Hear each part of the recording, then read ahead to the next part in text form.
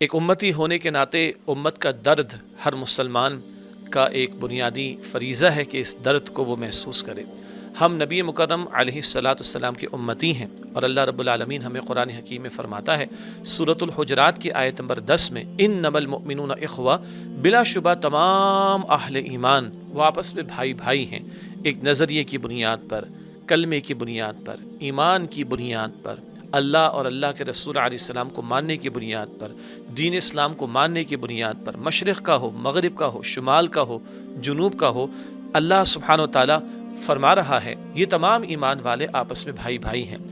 نبی مکرم صلی اللہ علیہ وسلم نے ارشاد فرمایا، مشہور حدیث سے سب کو یاد ہے کہ سارے ایمان والے ایک عمارت کے مانند ہیں، ایک اینٹ دوسری اینٹ کے ساتھ مضبوط ہوتی ہے تو دیوار مضبوط ہوتی ہے، عمارت مضبوط ہوتی ہے۔ ایک اینٹ کمزور پڑے تو دیوار خطرے میں آ جاتی ہے، عمارت خطرے میں آ جاتی ہے۔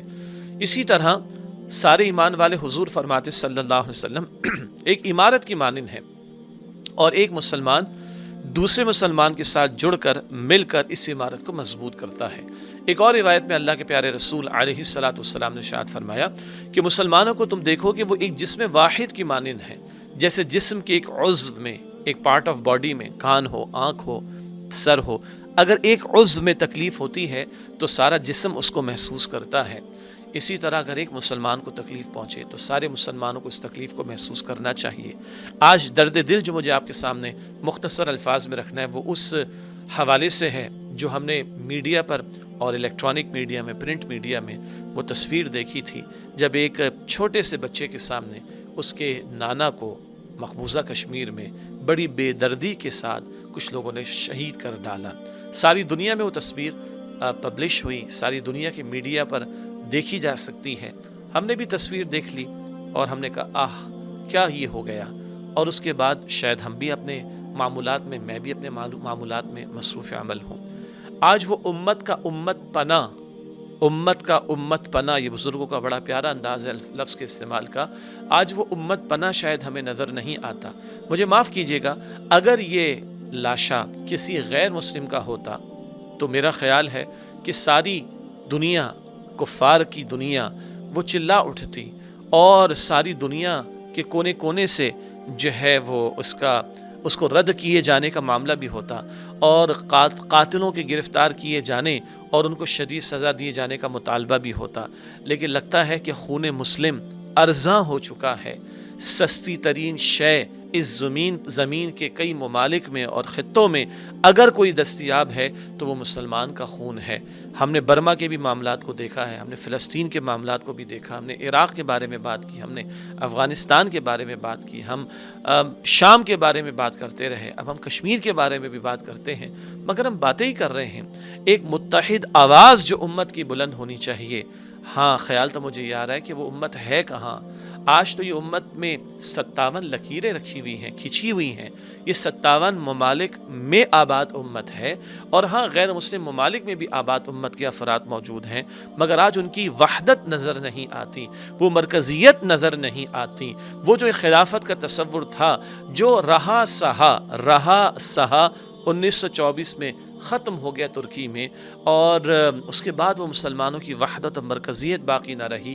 تو آج تو ہم یہ حالات دیکھ رہے ہیں کہ ایک عضو کیا، پورا جسم چھلنی ہے، پورا جسم لہو لہان ہے۔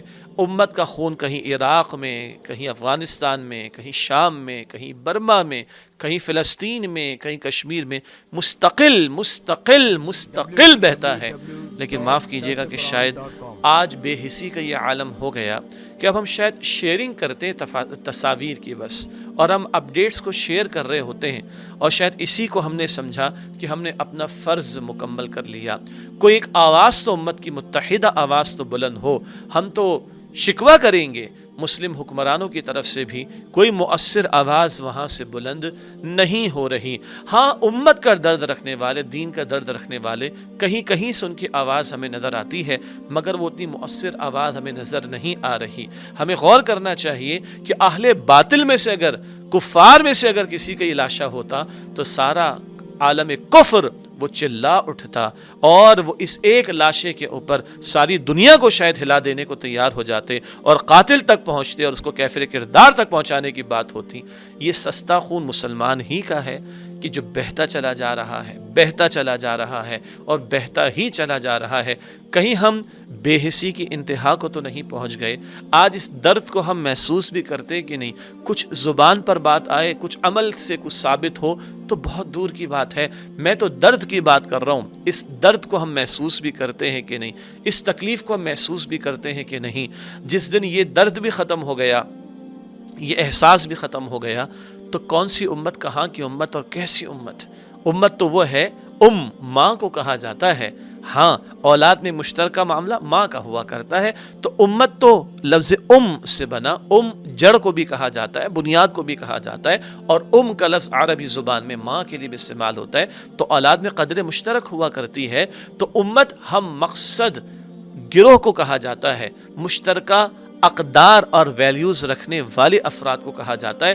وہ لاشا ایک صرف مسلمان کا لاشا نہیں تھا، وہ ایک اس امتی کا لاشا تھا جس امت کا میں اور آپ بھی حصہ ہیں۔ اس لاشے کو ہمیں اپنی جان، اس تکلیف کو ہمیں اپنی تکلیف، اس کیفیت کو ہمیں اپنی کیفیت، اس مسئلے کو ہمیں اپنے مسئلے سمجھنا چاہیے۔ مجھے اندازہ ہے، کہا جا سکتا ہے بھائی ہم تو کراچی کے مسئلوں کو رو رہے ہیں، ہم تو کراچی کے مسئلے سالو نہیں کر پا رہے، ہم تو پاکستان کو سنبھال نہیں پا رہے، شارٹ سائٹڈ ہو گئے نا۔ ہم نے اپنی نگاہ کو چھوٹا کر لیا تو بس چھوٹے مسئلے بھی ہم سے سالو نہیں ہو رہے۔ نگاہ کو اونچا کیجئے، نگاہ کو بڑا کیجئے، تصور کو بڑا کیجئے، مقصد کو بڑا کیجئے۔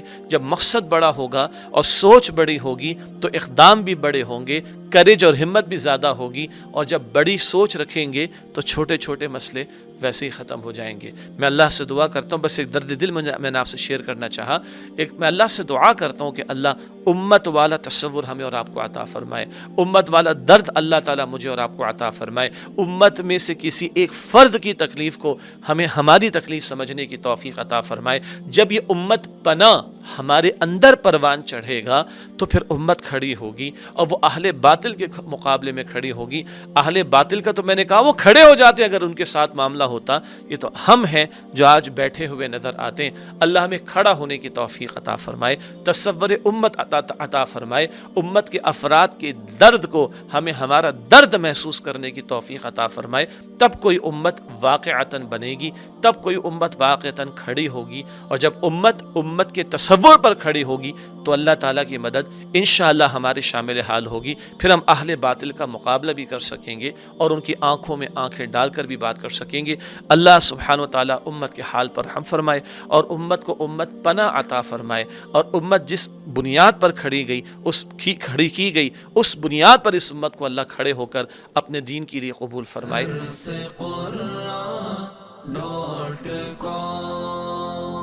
www.darsequran.com